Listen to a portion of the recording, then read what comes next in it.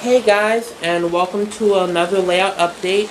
This is for May of 2017, and I have a lot to cover in this video, as you can tell. So I'll just get right into it. So obviously, the main thing that has changed between now and the last update is that the station is finished. So I have the Metcalf station building over there, the country station, and I finished the platform detailing, except for the lamppost, and I've also done the station station underpasses, and I have the waiting room, and it has some signs. And so starting off with the Metcalf station building, it's a really good kit. It was about 15 or 16 pounds, so it wasn't really expensive, and it was pretty easy to build. Here's the front.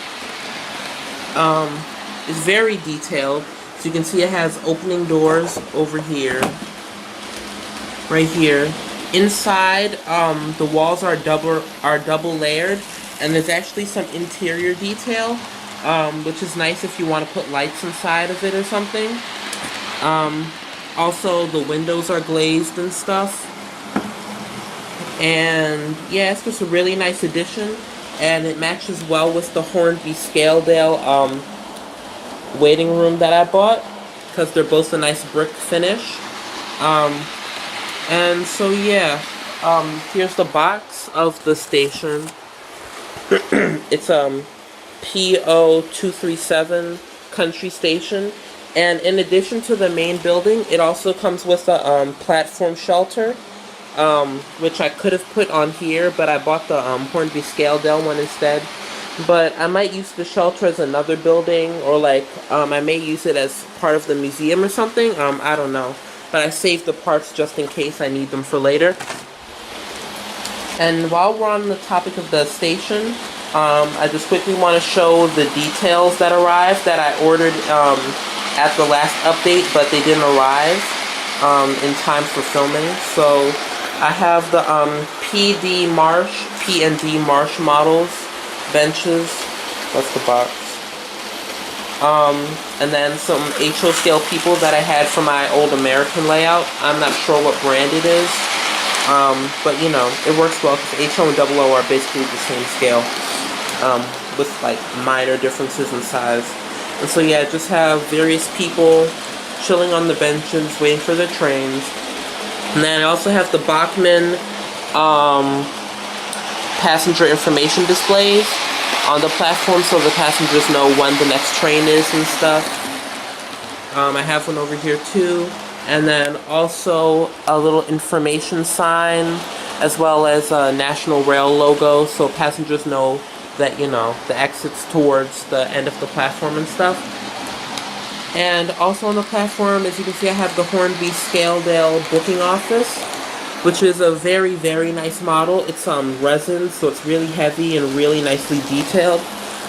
And I've detailed it with some decals from the Metcalf underpass kits, which are right here.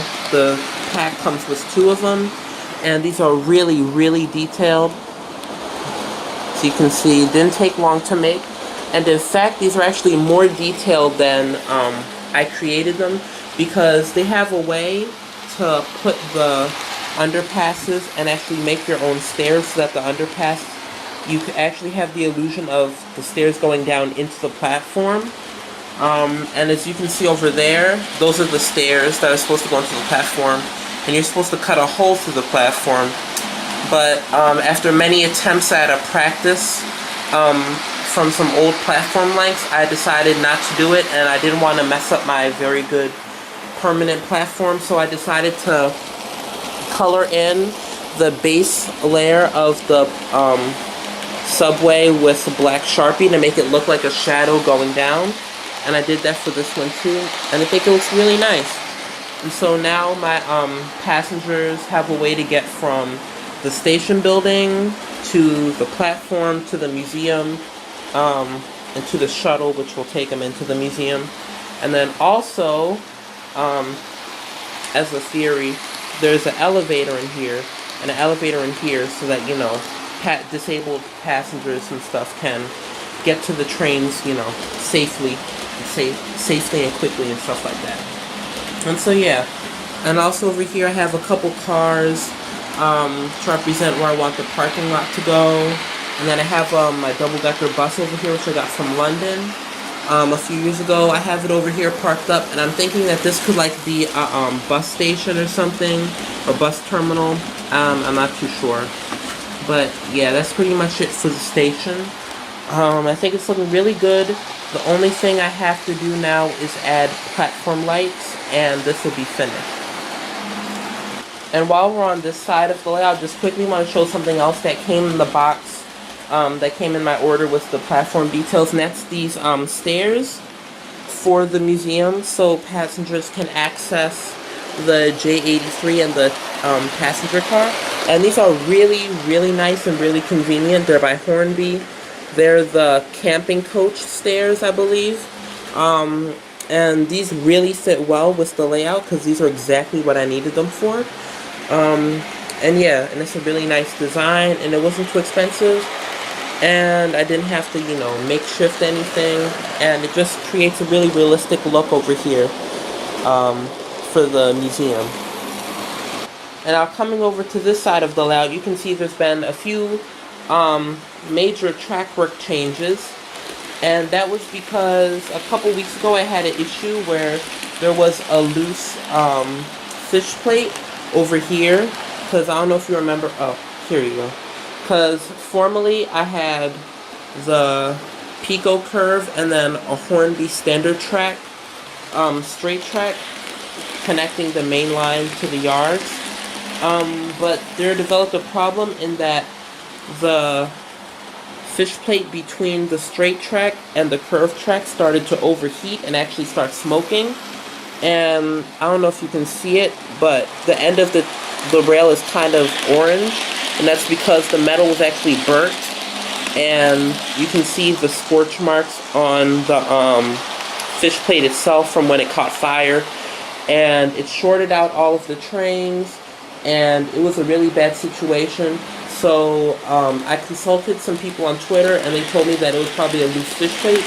So instead of replacing the fish plate, I replaced this entire section altogether with some Pico FlexiTrack, and it's working really well, and all they have to do is ballast it for now.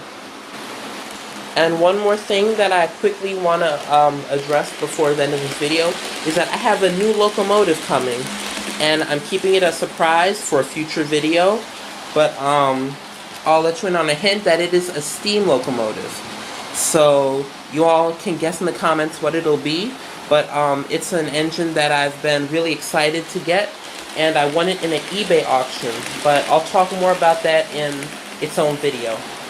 So that's it for this video, guys. I hope you enjoyed it. If you have any suggestions or questions or anything about my layout, be sure to comment below and I'll respond. And thanks for watching, and I will see you in the next video.